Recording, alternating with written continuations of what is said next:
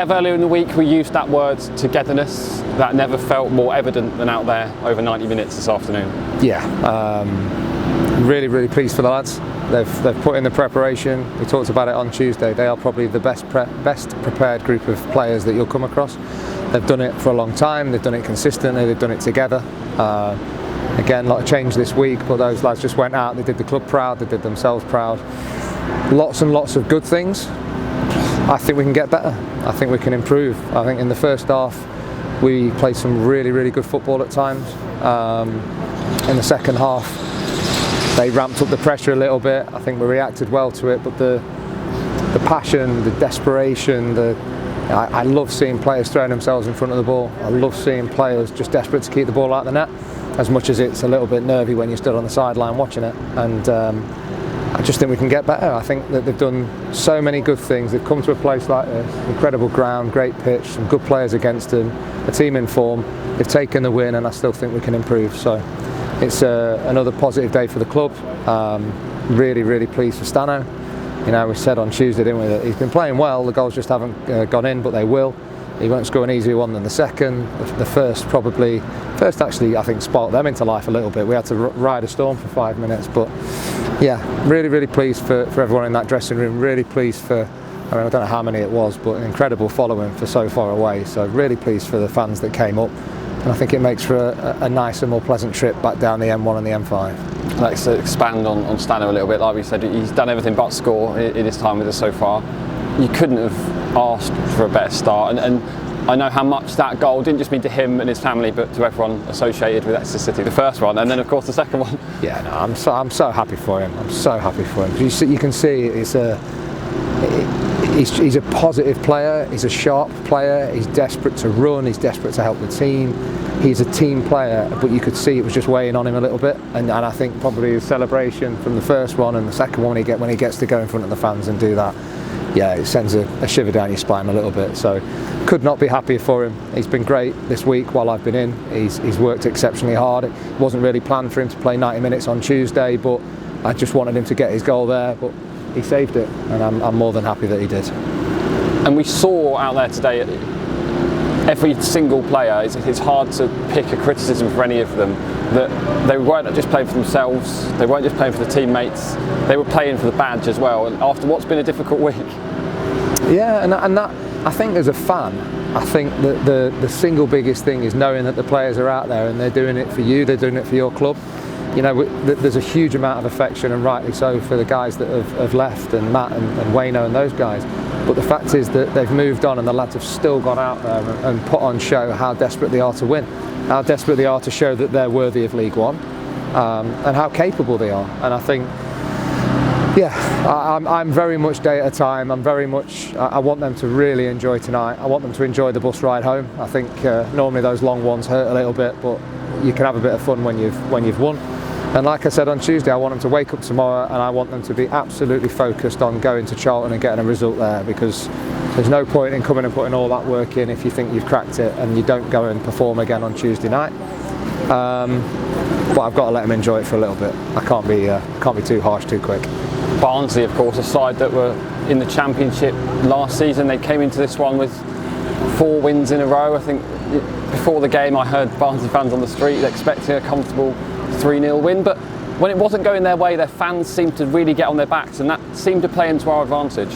Yeah, we spoke about it in the changing room. We spoke about it in preparation yesterday. If we had a plan that we wanted to be aggressive, but we wanted to be patient. We wanted to try and control the middle of the pitch where Barnsley do most of their damage, whether it's with the ball or with the ball on the floor or with the long ball. I think that we did that really well, and I think we stayed disciplined throughout the game doing it.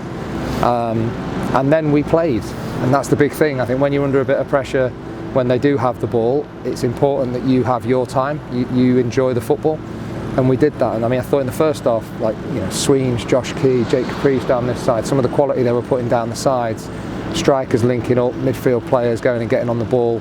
Sparksy was carrying a knock from pretty much minute 1, and he's managed to find a way through the game and been effective in doing what he's doing. Al Hartridge looked assured, you know, and Big JB, I think the save in the second half was for the cameras. I'm pretty sure he was waving and smiling. But generally speaking, yeah, really good. And you know, it's a shame that Big H couldn't go and stick a third in, and then I could have really relaxed and enjoyed the last 5 minutes. A word on Archie Collins. Outstanding today. He's just a player. He's a player. He's a understated, calm, quiet. I don't know him overly well, but I've obviously spent a bit of time with him over the last week, and sometimes these away games are really good because you can be on the bus with the lads, you can be in the hotel, and you can have a bit of time around them. He's just no nonsense. He's very low maintenance. He just goes about his job to an elite level, and yeah, I think he's one of those players that will be striving to get noticed, and I think he's capable of doing that. It's worth noting today, the bench was a very, very young bench. I think one of the jokes that was made, it was Scott Brown and his kids on the bench today. I'm glad it was Scott Brown and not me, because I know I probably don't look it, but I'm older than him. But yeah, I think we MJ got called away last minute, and best wishes out to him. I think it's obviously going to be a big time in his life over these next few days. Things are going to change forever, and he had a hell of a day yesterday, coming all the way up here with us and then getting a call and having to go all the way back down. Called me this morning, but you get on with it, it's next man up. I can't wait for MJ to be back involved, but I hope he enjoys the experience that he's going through now, because it will be life changing, and he's a very, very good person. But yeah, I think Sonny 17, touching 18, Kinga and Ed 17. I'm not sure how old Keggs is. I've never got round to asking him yet. But yeah, it was a young bench. They were ready. They were excited. I would like to have put them on for a bit more, but at the end, I thought that it was just a case of seeing it out, and then we'll make sure that they get developed and they get what they need to hopefully go out there one day and be a part of a win like that. It's commonplace when we win away from home that the players, they always go over and the fans were singing. It felt different today, and I think I heard a Kevin Nicholson Oh yeah, no, that was nice. That was nice. I think I got here a little bit early. There was a little girl that had been selected to be a mascot, and she didn't know she was doing that. She'd come from Peterborough. She's a season ticket holder. She was absolutely buzzing, and Barnsley, credit to them, because the guys here really looked after her and her mum. But she was telling me that they'd come up with a bit of a chant, and it's nice. It really is nice. It's nice to hear it. But I'll move on. I'll move on now to getting ready myself.